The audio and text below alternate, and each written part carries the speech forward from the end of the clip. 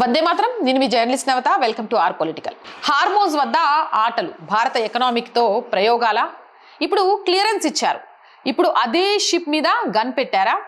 భారత ట్యాంకర్ నుంచి వచ్చిన రేడియో వాయిస్. ఇది సినిమా కాదు, ఇది ఇప్పుడు జరుగుతున్న రియాలిటీ. ఏప్రిల్ 18 భారతదేశానికి చెందిన ఆయిల్ ట్యాంకర్లు ఇరాన్ నుంచి క్రూడ్ ఆయిల్ లోడ్ చేసుకొని స్ట్రైట్ ఆఫ్ హార్మూజ్ దాటుతున్నాయి. ఆ క్షణంలో హార్మూజ్ ప్రపంచ ఆయిల్ కి గేట్. ఈ విషయం అందరికీ తెలిసిందే. ముందు ఇరాన్ కు ఏమంది, అన్ని షిప్స్ కి అనుమతి ఉంది అని. కానీ కొన్ని గంటల్లోనే అదే ఇరాన్ హార్మోజ్ ని మూసేసింది. మధ్యలో ఇరుక్కున్నవి భారత షిప్స్. ఈ విషయాన్ని మనం గమనించాలి, గుర్తు పెట్టుకోవాల్సిన అవసరం ఉంది. ఇక్కడే అసలు గందరగోళం మొదలైంది. ఒకవైపు ఓపెన్, మరోవైపు క్లోజ్. దీని అర్థం ఏంటి? ఒకే దేశంలో రెండు మాటల. అంతలో గన్ బోట్స్ వచ్చాయి, భారత ట్యాంకర్ల చుట్టూ తిరిగాయి. ఆ షిప్ లో అసలు ఏముంది?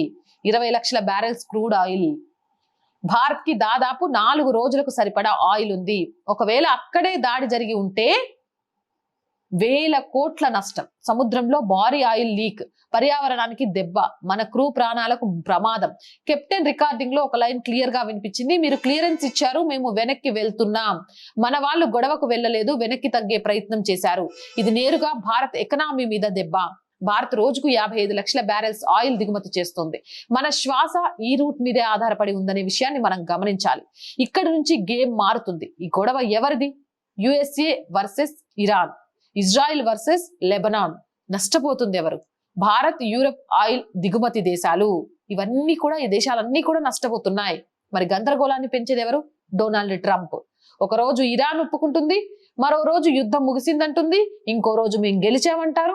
అసలు ఇంటర్నేషనల్ పాలిటిక్స్ ని WWE మ్యాచ్ లా మార్చేస్తున్నారు.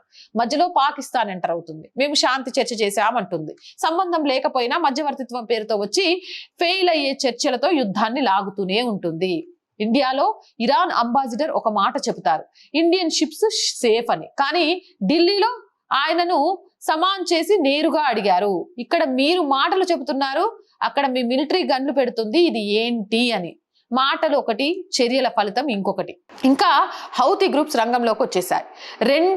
అంటే ఇటు రెడ్ సీని కూడా బ్లాక్ చేస్తామని వార్నింగ్ ఇస్తున్నాయి. సముద్ర మార్గాల మీద ఒత్తిడి పెరుగుతుంది అనే విషయాన్ని గమనించాలి. చైనా అనుమానం పెడుతోంది, భారత్ అమెరికాకు సపోర్ట్ చేస్తుందని. అందుకే ఇండియన్ షిప్స్ టార్గెట్ అవుతున్నాయనే అనుమానం కూడా వస్తోంది. ఇక ఇప్పుడు మనం వేసుకోవాల్సిన అసలు ప్రశ్న, భారత్ ఏం చెయ్యాలి? మన దగ్గర శక్తి ఉంది. P-81 నెప్ట్యూన్ ఉంది, సీ గార్డియన్స్ డ్రోన్స్ ఉన్నాయి. 2000 కిలోమీటర్ల దూరంలో షిప్ ఎక్కడుందో ట్రాక్ చేసే శక్తి ఉంది. అండమాన్ దగ్గర 6 డిగ్రీ ఛానల్ ఉంది. ఇక ప్రపంచ షిప్స్ లో భారీ భాగం అక్కడి నుంచి వెళ్తాయనే విషయాన్ని కూడా గుర్తుపెట్టుకోవాలి. ఇరాన్ మన దారిని అడ్డుకుంటే మనము వాళ్ళ దారిని బ్లాక్ చేయగలం. ఇది ఒకే వైపు గేమ్ కాదు, ఇది స్ట్రెంగ్త్ గేమ్ అనే విషయాన్ని మర్చిపోకూడదు, మర్చిపోవట్లే కూడా. చివరిగా చెప్పదలుచుకుంది ఒకటే, సాగదీస్తే యుద్ధం, తెగదెంచితేనే వ్యాపారం. ఇది యుద్ధం కాదు, ఇది ఆయిల్ రూట్స్ మీద కంట్రోల్ కోసం జరుగుతున్న పోరు. భారత్ చూస్తూనే ఉంటుందా, లేక ఒక లైన్ గీయబోతుందా? ఇది న్యూస్ కాదు, ఇది రేపటి ఆర్థిక యుద్ధం అనే విషయాన్ని మనం మర్చిపోకూడదు. జై హింద్, జై భారత్. మోర్ వీడియోస్ కోసం our group of channels, our voice, our political, our Sanskriti 3 channels ని సబ్స్క్రైబ్ చేయండి. కంటెంట్ బాగుంది అనిపిస్తే లైక్ చేయండి, షేర్ చేయండి.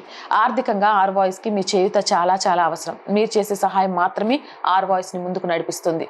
ఆర్థికంగా సహాయం చేస్తారని ఆశిస్తున్నాం. సహాయం చేయాలి అంటే సబ్స్క్రిప్షన్ పక్కనే జాయిన్ అనే బటన్ ఉంది. 1 to 5 లెవెల్స్ ఉన్నాయి. ఏదో ఒక లెవెల్లో సపోర్ట్ చేయండి. లేదా స్క్రీన్ మీద గూగుల్ పే, ఫోన్ పేతో పాటు అకౌంట్ డీటెయిల్స్ ఉన్నాయి. మీకు తోచిన సహాయాన్ని అందించండి.